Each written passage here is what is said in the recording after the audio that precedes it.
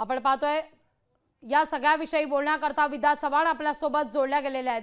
विद्याताई, गृह खात्याच्या एकूणच या सगळ्या कार्यक्षमतेवर आज सवाल उपस्थित केला जातोय। माफ करा, वर्षा गायकवाड आपल्या सोबत या ठिकाणी। हॅलो विद्याताई, बोला बोला। माझा आवाज येतोय? हो येतोय येतोय येतोय। काय पहिली प्रतिक्रिया या सगळ्या मुद्द्यावर? नाही, इतक्या सहजासहजी एका आरोपीला पोलिसांचं पिस्तूल रिव्हॉल्वर मिळू कसं शकलं हेच मला आश्चर्य वाटतंय।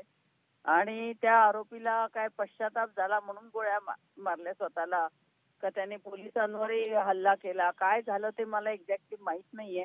परंतु अशा प्रकारे एका गुन्हेगार प्रवृत्तीच्या माणसाला असं पोलिसांचं रिव्हॉल्वर मिळणं हे म्हणजे खूप आश्चर्य आहे त्यामध्ये। आणि याची सखोल चौकशी झाली पाहिजे। गृह खातं काय करतंय असाही प्रश्न निर्माण होतो की अशा प्रकारे गुन्हेगार म्हणजे ही कुठली, हे महाराष्ट्रातली पद्धत नाही, ही पद्धत कुठली आहे? अशा प्रकारे स्वतःवरती गोळ्या झाडणं किंवा पोलिसांचं पिस्तूल मिळणं याच्यामध्ये म्हणजे शंका मनात येते की अशा प्रकारे कसं काय होऊ शकतं ते।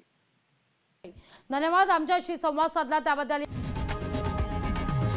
लोकशाही मराठी ऐका, पहा, जागरूक रहा।